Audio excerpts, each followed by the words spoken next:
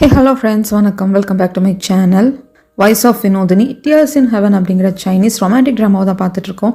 இன்றைக்கி நாம episode 8 and 9 பற்றி பார்க்கலாம்.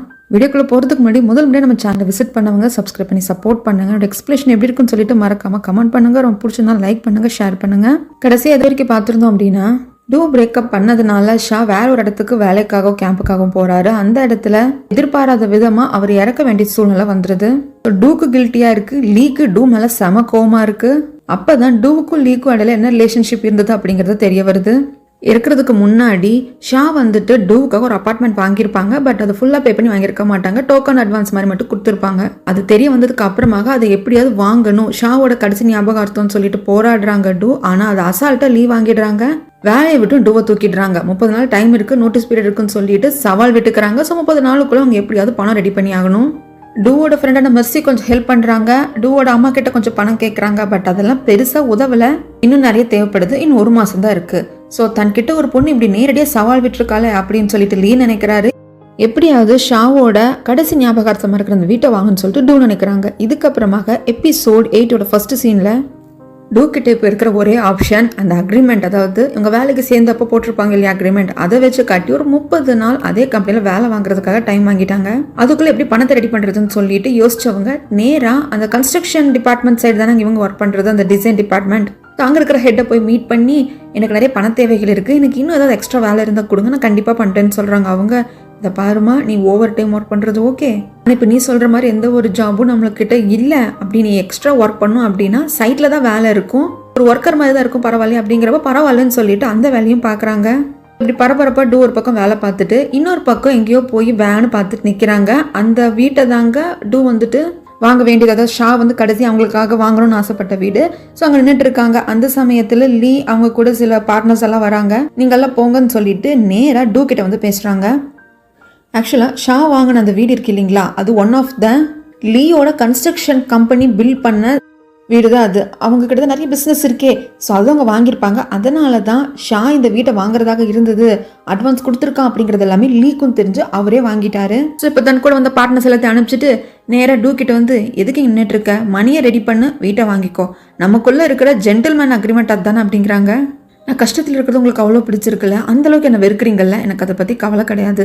இந்த வீடு எனக்காக ஷா ஆசைப்பட்டு வாங்கினது, அவரோட கடைசி ஞாபகம் என் கூட தான் இருக்கணும், என் கூட மட்டும்தான் இருக்கணும் அப்படின்ட்டு நல்லா மொறப்பா பேசிட்டு வந்துடுறாங்க. அடுத்து தன்னோட அப்பார்ட்மெண்ட்டில் உட்காந்துட்டு ஃபுல்லாக கால்குலேட் பண்ணி பார்க்குறாங்க. நம்மக்கிட்ட எவ்வளோ பணம் இருக்குது, எல்லா பேலன்ஸ் எடுத்து எவ்வளோ வருதுன்னு சொல்லி பேசிகிட்டு இருக்காங்க. அப்போ வந்து மெர்சி, இதை பாரு, நீ சேலஞ்சு பண்ணியிருக்கிறது லீ கிட்ட இம்பாசிபிளான விஷயத்த பாசிபிள் ஆகணும்னு நினைக்காத அப்படிங்கிறாங்க. இல்லை ப்ளீஸ், எனக்கு ஏதாவது பார்ட் டைம் ஒர்க் இருந்தால் சொல்லுங்கிறாங்க.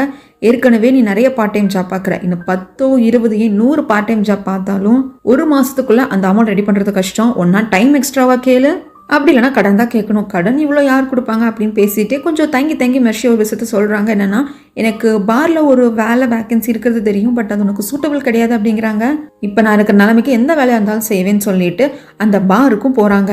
ரெஷ்யூமெல்லாம் குடிக்கிறப்போ அந்த பாரோட ஓனர் சிரிச்சுட்டு, இங்கே பாருங்க, இங்கே ரெஷ்யூமெல்லாம் வேண்டாம், நீ குடிப்பியான்னு கேட்குறாங்க. இல்லை, நான் குடிக்க மாட்டேன், எனக்கு ஆல்கஹால் அலர்ஜின்னு வேற சொல்கிறாங்க. அப்போ கண்டிப்பாக இந்த ஜாபுக்கு நீ ஃபிட் கிடையாதுமா. இங்கே எந்த அளவுக்கு நீ ஆல்கஹாலை சேல் பண்ணுறியோ அந்த பிராண்டை பொறுத்தும், நீ சேல் பண்ணுற அந்த ஐட்டமை பொறுத்தும் உனக்கு நான் சேலரி கொடுப்பேன், உனக்கு செட் ஆகாது அப்படிங்கிறாங்க. இவங்களுக்கு எஞ்சி கொடுத்தாடி நான் ஒரு ட்ரை பண்ணுறேன் ப்ளீஸ் அப்படின்னு சொல்லிடுறாங்க. சரி ஓகே, நீ நாளைக்கு வாமா பார்த்துக்கலாம் அப்படிங்கிறாங்க. ஜஸ்ட் ஒரு ட்ரை கொடுக்குறதுல என்ன இருக்குது அப்படின்னு சொல்லிட்டு அடுத்தது லீ அப்பாவுக்கு இதை சாப்பிடுங்கப்பா, அதை சாப்பிடுங்க, இதெல்லாம் சாப்பிட்டா உங்கள் ஹெல்த் சீக்கிரம் ரெக்கவர் ஆயிரும்னு சொல்லிட்டு டாக்டர் சொன்னாங்கன்னு பேசிகிட்டே இருந்துட்டு, நீங்கள் சீக்கிரம் ரெக்கவர் ஆகிட்டீங்கன்னா நீங்கள் கம்பெனிக்கு வந்துடுங்க, நான் ஃப்ரீ ஆயிடுவேன்ல அப்படிங்கிறப்போ, சே இப்போ நான் ரொம்ப கம்ஃபர்ட்டாக இருக்கேன், நீயே பார்த்துக்கோ, அதுதான் எல்லாருக்கும் பிடிச்சிருக்கு, எனக்கும் பிடிச்சிருக்குங்கிறாங்க. இல்லையே என்னமோ சொல்லி பார்க்குறாரு. ஆனால் அவங்க அப்பா, இல்லைப்பா நீ தான் ரொம்ப சின்சியராக பார்த்துக்கிற, நீயே பார்த்துக்கோன்னு சொல்லிடுறாங்க. அடுத்தது பாரில் ஒர்க் பண்ணுறப்போ இந்த மாதிரி ட்ரெஸ் போட முடியாது இல்லையா, அதுக்கு ஒரு ட்ரெஸ் இருக்கும் இல்லையா. ஸோ அவசரமாக அதை மாற்றிட்டு நேராக பாரில் ஒர்க் பண்ணுறதுக்காக டூ ரெடி ஆகிடுறாங்க.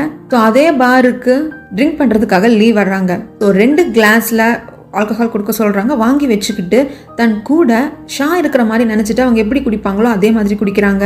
இப்படி குடிச்சுக்கிட்டே இருக்கிறப்ப பின்னாடி ஒரு சவுண்டு வருது. இன்னும் 3 பாட்டில்ஸ் குடிச்சிட்டேன்னா இங்கே இருக்கிற எல்லா ஆல்கஹாலையும் நான் வாங்கிக்கிறேன் அப்படின்னு சொல்லிட்டு யாரோ ஒருத்தர் சொல்கிறாங்க. அப்போ நான் குடிக்கிறேன் அப்படின்னு சொல்கிறப்ப இந்த வாய்ஸ் இங்கே கேட்ட மாதிரி இருக்கே அப்படின்னு சொல்லிட்டு லீ திரும்பி பார்த்தா அங்கே நிற்கிறது டூ தான். அவங்களுக்கு ஏற்கனவே ஆல்கஹால்னா அலர்ஜி, இப்படி குடிச்சு தள்ளிட்டு இருக்காங்கன்னு சொல்லிட்டு குடிக்காதேன்னு ஸ்டாப் பண்ணுறாங்க. ஸோ அப்போது யார் வந்து குடின்னு சொல்லிட்டு கம்பல் பண்ணிட்டு இருந்தாங்களோ அந்த பர்சனை கொஞ்சம் ஞாபகம் வச்சுக்கோங்க, பின்னாடி வருவாங்க, நான் அப்போ உங்களுக்கு ரிமைண்ட் பண்ணுறேன்.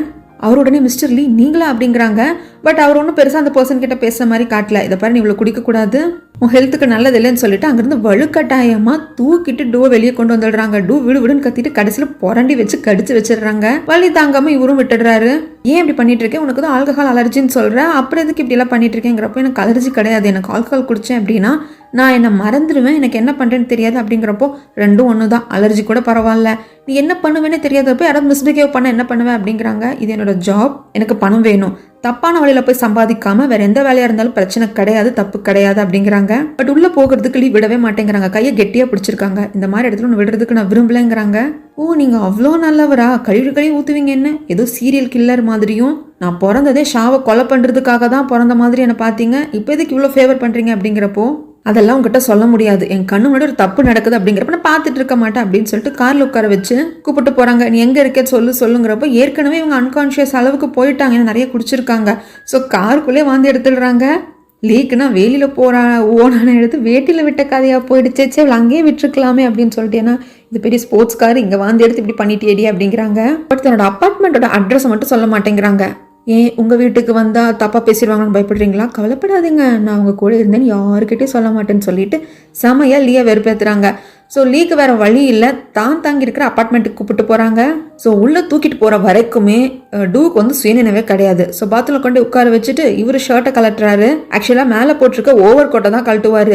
உடனே டூ பயந்துட்டு நீங்கள் என்ன அப்யூஸ் பண்ண போகிறீங்களா, நோ அப்படிங்கிறப்போ அப்யூஸா, ஏச்சிவா வெளியே, முதல்ல கண்ணாடியில் முகத்தை பாரு, லிப்ஸ்டிக் கலைஞ்சு முடி கலைஞ்சு, உன்னை பார்த்தா பொண்ணு அப்படிங்கிற இமேஜ் கூட வர மாட்டேங்குது, ஃபர்ஸ்ட்டு எல்லாம் க்ளீன் பண்ண அப்படின்னு சொல்லிட்டு ஷவர் எடுத்து மேலே அடிச்சுட்டு முதல்ல தூக்கத்துலேருந்து மொழியுமா, உன்னை அப்யூஸ் பண்ணுற அளவுக்குலாம் உனக்கு சீன் கிடையாது அப்படின்னு சொல்லிட்டு பங்கம் பண்ணி விட்டுடுறாங்க. இவங்களுக்கு ஒரு மாதிரி ஆயிடுது. அதுக்கப்புறமாக அவரோட லேடி அசிஸ்டன்ட் கால் பண்ணி எனக்கு ஒரு பொண்ணோட ட்ரெஸ்ஸு வேணும், நீ போய் வாங்கிட்டு வா ஷாப்லங்கிறாங்க. சைஸ் சொல்லுங்கிறப்ப எனக்கு சைஸ் எல்லாம் தெரியாது, அந்த பொண்ணு இந்த ஹைட்டு இந்த வெயிட்டு அப்படின்னு சொல்லிட்டு குத்து மதிப்பாக சொல்கிறாங்க. அவங்களும் கொண்டு வந்து டெலிவர் பண்ணுறாங்க. சரி பாத்ரூம் என்னதான் பண்ணுறான்னு பார்க்கலான்னு பார்த்தா பாத்டப்லேயே படுத்து தூங்கிட்டு இருக்காங்க. கடைசியில் அங்கேயே பெட்ஷீட்டை போத்தி விட்டுட்டு பேசாம இங்கேயே தூங்கன்னு விட்டுடுறாங்க. அடுத்த நாள் காலையில் எந்திரிக்கிறப்ப என்னது நம்ம பாத்டப்லேயே தூங்கிட்டு இருக்கோன்ட்டு வெளியே வந்து பார்க்குறாங்க. இன்னும் அவங்க ரியலைஸ் ஆகலை, நம்மளை கொண்டு வந்து விட்டது யாரு, யாரோட வீட்டில் இருக்கும் அப்படின்னு ரியலைஸ் ஆகவே இல்லை. ஆனால் என்ன ஒரு லக்ஸூரியஸான அப்பார்ட்மெண்ட் அப்படின்னு மட்டும் பேந்த பார்த்துட்டு அங்கே இருக்கிற ட்ரெஸ்ஸையும் பார்த்துட்டு எடுத்து போட்டுக்கிட்டு யாரும் இல்லை நைஸாக கிளம்பிடலாம் அப்படிங்கிறப்ப கரெக்டாக லீவ் பிடிச்சிடுறாரு.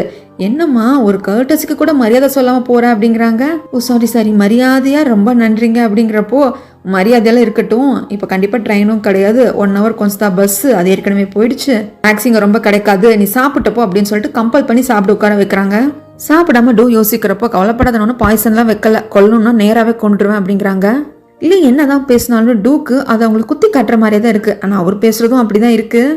பாரில் அந்த இடத்துல பிரச்சனை ஆனப்போ என்னை நீங்கள் சேவ் பண்ணதுக்காக நான் ரொம்ப தேங்க்ஸ் சொல்லிக்கிறேன், அதுக்காக தான் 3 வயசு குழந்தை மாதிரி ட்ரீட் பண்ணாதீங்க, என்னை காப்பாற்றுங்க, உங்களை கூப்பிடவே இல்லை அப்படிங்கிறப்போ ஓஹோ நீ கூப்பிடலையா, கொஞ்சம் விட்டுருந்தா என்ன ஆயிருக்கும் தெரியுமா அப்படிங்கிற இவருக்கு டென்ஷன் ஆகி டூ சொல்லிடுறாங்க. நீங்கள் தான் வேண்டான்னு சொல்கிறேன்ல, நான் சாப்பிட்ட வரைக்கும் போதும்னு சொல்லிட்டு அங்கேருந்து கிளம்பிடுறாங்க. அடுத்தது எகெயின் அந்த பாரில் வேலை செய்கிறாங்க டூ. அப்போ அவங்களுக்கு பேமெண்ட் கொடுக்குறாங்க. நேற்று நீ ஒர்க் பண்ணதுனால நிறைய ஆல்கஹால் வந்து நிறைய பிராண்ட் வந்து போச்சுமா, ஸோ அதனால தான் நான் உனக்கு இந்த பணத்தை கொடுக்குறேன் அப்படிங்கிறாங்க. ஸோ இது அவங்களுக்கு கொஞ்சம் எச்சாவே இருக்குது அவங்க எக்ஸ்பெக்ட் பண்ணதை விட.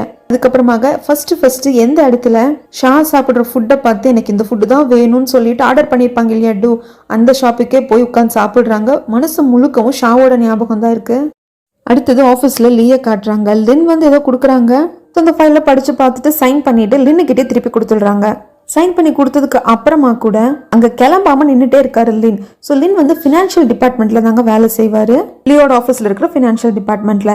ஏன் பண்ணிக்கிறீங்க அப்படின்னு கேட்குறப்போ இல்லை அந்த என்டர்டைன்மெண்ட் சென்டர் ப்ராஜெக்ட்டை நீங்கள் இப்போ ஸ்டார்ட் பண்ண போகிறீங்க அப்படின்னு கேட்குறப்போ ஏன் அவ்வளோ ஆசை என் மேலே அந்தளவுக்கு நம்பிக்கை இல்லையா அப்படின்னு கேட்குறாங்க. இல்லை இந்த கம்பெனியை பொறுத்த வரைக்கும் அந்த என்டர்டைன்மெண்ட் சென்டர் ப்ராஜெக்ட் வந்து ரொம்ப சாதாரணம், டைம் ஆகுது அப்படிங்கிறதுனால தான் நான் சில ஐடியாஸ் வச்சுருக்கேன். நம்ம நியூஸ் கொடுக்கலாம், அதை பற்றின அட்வர்டைஸ்மெண்ட்லாம் பண்ணோம் அப்படின்னா அது வந்து இன்னும் நம்மளுக்கு பூஸ்டப்பாக இருக்கும், நம்மளுக்கு நிறையா பாசிட்டிவ் இமேஜ் எல்லாம் கிடைக்கும் அப்படிங்கிறாங்க. கொடுக்குற ஐடியா எல்லாத்தையும் கேட்டுட்டு லீ சொல்கிறாரு, நீங்கள் கொடுக்குற இந்த ஐடியா எல்லாமே என்னை வந்து இன்க்ரீஸ் பண்ணுறதுக்கு, அதாவது என்னை மேலே தூக்கி விடுறதுக்காகவா இல்லை என்னை ஓட துரத்துறதுக்காகவா அப்படின்னு கேட்குறாங்க. லின்னோட மூஞ்சி ஒரு மாதிரி ஆகிடுது.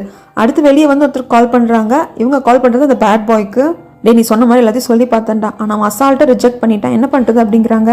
ரிஜெக்ட் பண்ணதோட மட்டும் இல்லாமல் நான் ஏதோ அவனுக்கு குளிப்பறிக்கிற மாதிரி என்னைய ப்ளேம் பண்ணிட்டான்னு சொல்கிறாங்க. ஆப்போசிட்டில் பேசிகிட்டு இருக்கிற பேட் பாய் சொல்கிறாங்க, அதாவது ஃபோனில் அந்த பக்கம் பேசிகிட்டு இருக்காங்க, நம்மளுக்கு அதை காட்டல. லீ வந்து ஒரு ஸ்லோவான ஆமை மாதிரி நிறுத்தி நிதானமாக தான் செயல்படுவான். நான் சில பேர் செட் பண்ணியிருக்கேன், வெயிட் பண்ணுங்கிறாங்க, நீ என்ன வேணா பண்ணிக்கோ, ஆனால் எனக்கு ட்ரபிள் கொடுக்காத அப்படின்னு சொல்லிட்டு லின் சொல்கிறாரு. அடுத்து அந்த என்டர்டெயின்மெண்ட் ப்ராஜெக்ட் வருது இல்லைங்களா, என்டர்டெயின்மெண்ட் சென்டர் ப்ராஜெக்ட்டு, அந்த கன்ஸ்ட்ரக்ஷன் சைட்டில் நடக்கிற ஒர்க்கில் தான் பார்ட் டைமாக நம்ம டூ வேலை செஞ்சுட்டு இருக்காங்க.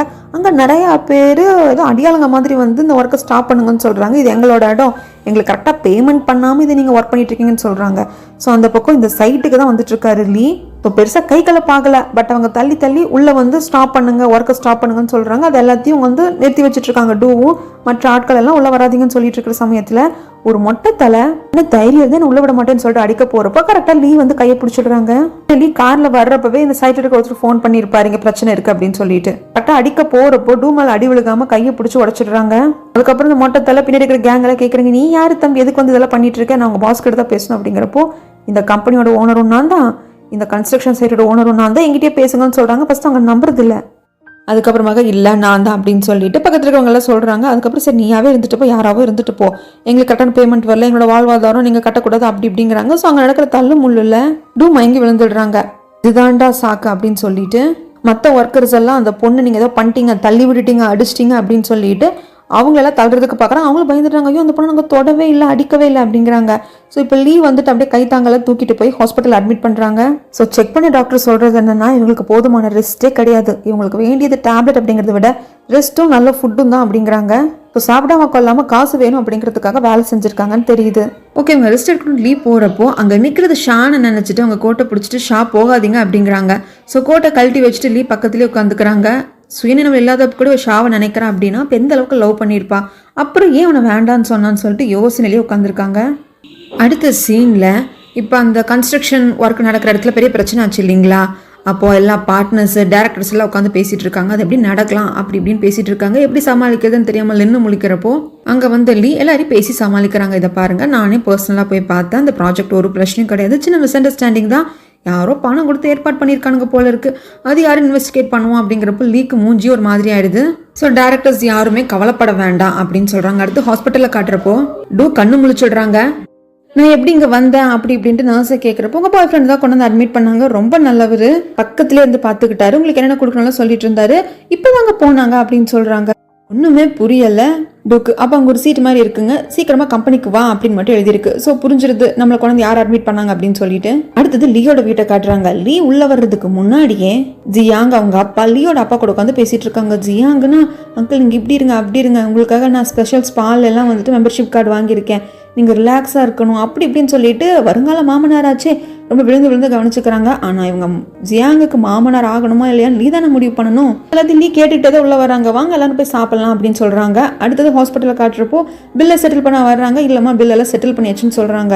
ஸோ யோசனையிலேயே ஹாஸ்பிட்டல் விட்டு வெளியே வர்றப்போ மெர்சி அவங்க பாய் ஃப்ரெண்டை வந்துடுறாங்க, அதாவது அசிஸ்டன்ட். ரெடி ஆச்சு உனக்கு கன்ஸ்ட்ரக்ஷன் சைட்டில் ஏதோ பிரச்சனையே அப்படிங்கிறப்போ இல்லை ஒன்றும் இல்லை, இப்போ நான் நல்லா இருக்கேன் அப்படிங்கிறாங்க.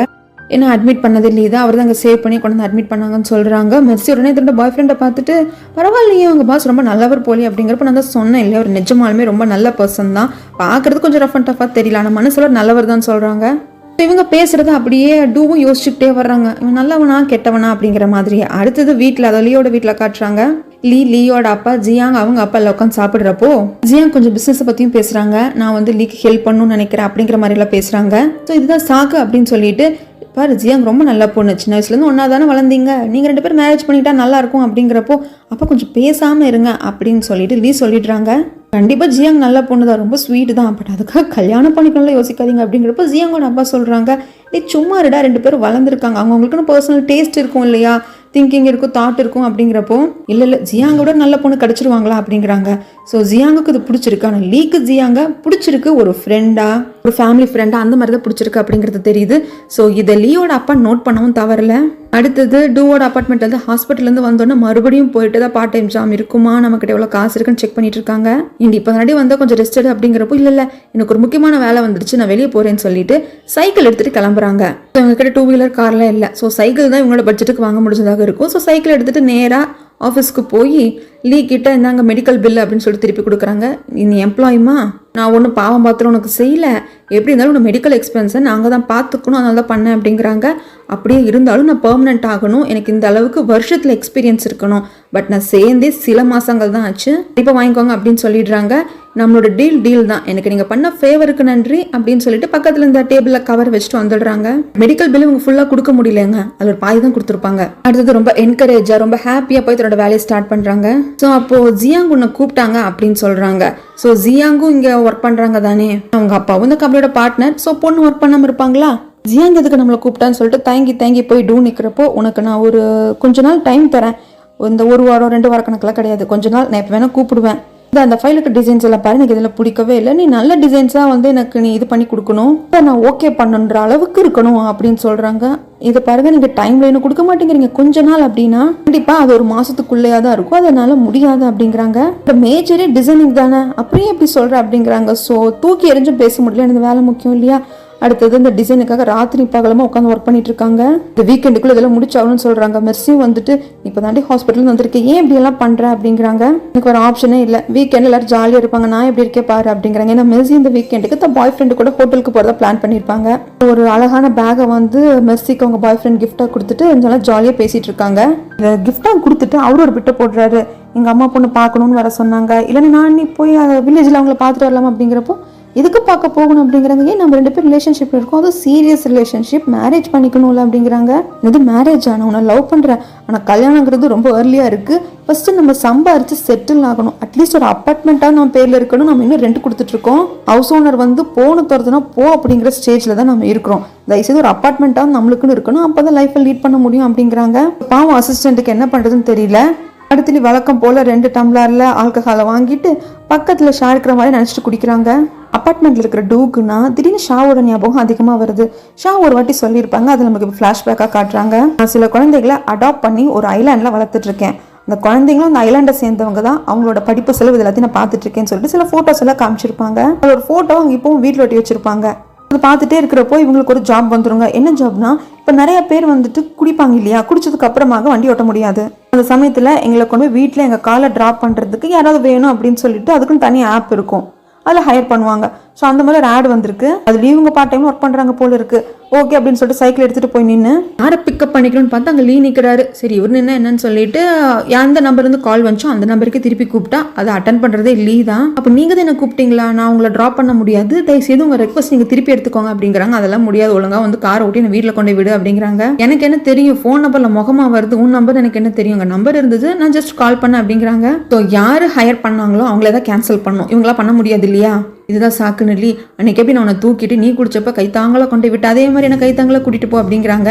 வண்டியில கொண்டு போய் உட்கார வச்சிடுறாங்க. ஆனா என்ன பெரிய காமெடினா, இது ரொம்ப எக்ஸ்பென்சிவான பெரிய வண்டி, கீ போடுறதுக்கெல்லாம் ஹோலை தேடிட்டு இருக்கிறப்போ, அப்போ இந்த வண்டி உனக்கு ஓட்ட தெரியாதாங்கிறாங்க. இல்லை எனக்கு ஓட்டெல்லாம் தெரியும், கீ எங்கே போடுறதுங்கிறப்போ இது கீ எல்லாம் போட வேண்டியதில்லை, அப்படியே ஸ்டார்ட் பண்ணலான்னு சொல்கிறாங்க. போயிட்டு இருக்கிறப்போ நீ இப்படி ஸ்லோவாக போனேன்னா எனக்கு தெரிஞ்சு அடுத்த மாதம் இல்லைன்னா அதுக்கு அடுத்த மாதம் நான் வீட்டுக்கு போவேங்கிறாங்க. கொஞ்சம் பேசாமல் இருங்க, நெய்ன்ட்டே இருக்காதீங்க, இந்த வண்டி ரொம்ப பெருசாக இருக்குது, இந்த வண்டி நான் ஓட்டினதில்லை அப்படின்னு சொல்லிட்டு பேச்சு கொடுத்துக்கிட்டே வந்து கரெக்டாக பிளாட்ஃபார்முக்கு மேலே இருக்கிற ஒரு சின்ன அந்த பூத்தொட்டி மாதிரி இருக்கு, அங்கே ஏற்றிடுறாங்க. சிறப்பான சம்பவத்தை பண்ணிட்ட போல இருக்குன்னு இறங்கி வந்து பார்க்குறப்போ டூவும் சாரி கேட்குறாங்க, இதை பாருங்கள் நீங்கள் பேசிட்டே வந்தீங்க, அதனால தான் நான் கொஞ்சம் டிஸ்ட்ராக்ட் ஆகிட்டேன் அப்படிங்கிறாங்க. அதுக்கப்புறம் ட்ரோ பண்ணுறதுக்காக சர்வீஸ்க்கெல்லாம் கால் பண்ணி சொல்லிடுறாங்க. அதுக்கப்புறம் அழுகவே ஆரம்பிச்சிடுறாங்க, எனக்கு தெரியும் நீங்கள் தான் பேசுறீங்க, அதனால தான் இப்படி ஆச்சு, இவ்வளோ பெரிய வண்டி அந்த ஹைட்டில் மட்டும் என்ன இருக்குன்னு எனக்கு தெரியல, எவ்வளோ ஹைட்டில் இருக்க பாருங்க, நான் எவ்வளோ குட்டியாக இருக்கேன்னு சொல்லிட்டு அழுக ஆரம்பிக்கிறப்போ லீ, இதை பாரு நீ இடிச்சதுக்கு நான் ஒன்றுமே சொல்லலையே, உன்னை தான் சொன்னனா இதுக்கான பில் பே பண்ணணும்னு சொன்னா, அப்படி எதுக்கடி இப்படி அழுகிற, ஏன் இப்படி சீன் போடுற அப்படிங்கிறாங்க. ஸோ உங்களுக்குள்ள லைட்டாக ஒரு பாண்டிங் ஸ்டார்ட் ஆகிற மாதிரி இருக்கு. அடுத்தது ஆஃபீஸில் இருக்க லியா காட்டுறாங்க. அவங்களோட அசிஸ்டன்ட் வந்து ஒரு ஃபைலை கொடுக்குறாங்க. சேல்ஸ் அக்ரிமெண்ட்டை பார்க்க சொல்லியிருப்பாங்க, ப்ராஃபிட்டை பார்க்க சொல்லியிருப்பாங்க. லாஸ்ட் இயர் 12% ப்ராஃபிட் ஏறி இருக்கு. மேனேஜ் பண்ணது யார் அப்படிங்கிறப்போ உங்க அப்பா தான் அப்படின்னு சொல்றாங்க. அந்த சமயத்தில் அசிஸ்டன்ட்டுக்கு ஒரு கால் வருது, பேசுறது லின்னு தான். இருங்க நான் லீ கிட்ட கேட்டு சொல்றேன்னு சொல்லிட்டு லீ கிட்டே கேட்குறாங்க. பாஸ் லின் வந்துட்டு ஏதோ ஒரு மீட்டிங் அரேஞ்ச் பண்ணியிருக்காங்களாமா, இந்த சென்டர் என்டர்டெயின்மெண்ட் ப்ராஜெக்ட் இருக்கு இல்லையா, நிறைய பேர் இன்வெஸ்ட் பண்ணுறதுக்கு ரெடியாக இருக்காங்க, ஒரு மீட்டிங் அரேஞ்ச் பண்ணுறேன்னு சொல்கிறாங்க. என்ன சொல்கிறதுங்கிறப்போ மீட்டிங் தானே, ஓகேன்னு சொல்ல பேசி பார்க்கலாம் அப்படிங்கிறாங்க. அடுத்தது ஷா இறந்ததுக்கு டூவும் ஒரு காரணம் அப்படின்னு சொல்லிட்டு ஜியாங்குக்கும் தெரியும். ஸோ அவமானப்படுத்தணும் அப்படிங்கிறதுக்காகவே திடீர்னு ஒரு பார்ட்டி இருக்குது, அது கம்பெனி பார்ட்டி வான்னு கூப்பிடுறாங்க. எவ்வளோதான் டூ சொல்கிறாங்க இல்லை நான் ட்ரெஸ்ஸிங் சென்ஸ்லாம் நல்லா இல்லைங்கிறப்போ பரவாயில்ல நீ என்ன பர்ஃபார்மாக பண்ண போகிற வான்னு சொல்லி கூப்பிட்டு போய் ஆல்கஹால் அலர்ஜின்னு தெரிஞ்சிருந்தும் அவங்கள கிளைண்ட்ஸ்க்கு முன்னாடியெல்லாம் நீ குடிக்கணுமா அப்போ தானே ஒரு மரியாதை தெரியும், இல்லைன்னா அவங்களை அவமானப்படுத்துகிற மாதிரி ஆயிரும் அப்படிங்கிறதுனால வேறு வழி இல்லாமல் குடின்னு குடிக்க ஆரம்பிச்சிடுறாங்க. ஒவ்வொருத்தருக்காகவும் குடிக்கிறாங்க. நாங்கள் பழக்கம் போல இருக்குங்க, 2 பேரும் சேர்ஸ் பண்ணிட்டு குடிக்கணும். யாராவது ஒருத்தவங்க வேண்டாங்கன்னு சொன்னால் இன்னொருத்தவங்களை அவமானப்படுத்துன மாதிரி ஆயிரமாட்டிருக்கு. குடிச்சிட்டு வந்து அப்புறம் ரெஸ்ட் ரூமில் வாந்தி எடுத்து தள்ளுறாங்க. நடக்க முடியாமல் அதுக்கப்புறம் நடக்கிறப்போ டக்குன்னு யாரோ மேலே விழுகிறாங்க. அவங்கள தாங்கி பிடிக்கிறது லீ தான் எதிர்பார்க்கல. அதுக்கப்புறம் நீ வந்து பார்க்குறப்ப தான் தெரியுது லீன்னு சொல்லிட்டு. அங்கே வந்த லீ நீங்கள் இங்கே இருக்கீங்களா, நான் சொன்ன பார்ட்னர்ஸ் எல்லாம் அங்கே வெயிட் பண்ணுறாங்க அப்படிங்கிறாங்க. லின் பார்த்துக்கிற பார்வையும் டூ பார்த்துக்கிற பார்வையும் பார்த்துட்டு உங்கள் 2 பேருக்கு ஏற்கனவே தெரியுமா அப்படிங்கிறப்ப ஆமாம் என்னோட காலேஜோட ஜூனியர் இவங்க. அதுக்கப்புறம் எங்களுக்கு பெருசாக தெரியாது, ஆனால் உலகம் ரொம்ப சின்னது, கோயின்சிடென்ஸாக தான் நாங்கள் மீட் பண்ணோம். அப்போ தான் தெரிஞ்சது நம்ம கம்பெனியில் இவங்களும் ஒன் ஆஃப் த எம்ப்ளாயி அப்படின்னு சொல்கிறாங்க. என்ன ஒரு சின்ன உலகம் அப்படின்னு சொல்கிறதோட இங்கே எபிசோட் முடியுதுங்க. இதுக்கப்புறமாக என்ன நடந்தது அப்படிங்கிறது அடுத்த எபிசோடில் பார்க்கலாம். இது வரைக்கும் ஸ்கிப் பண்ணால் போகிறேன். பார்த்ததுக்கு ரொம்ப நன்றி. என்னோட எக்ஸ்பிரஷன் எப்படி இருக்குன்னு சொல்லிட்டு மறக்காமல் கமெண்ட் பண்ணுங்கள். ரொம்ப பிடிச்சிருந்தா லைக் பண்ணுங்கள், ஷேர் பண்ணுங்கள், சப்ஸ்கிரைப் பண்ணி சப்போர்ட் பண்ணுங்கள். தேங்க்யூ.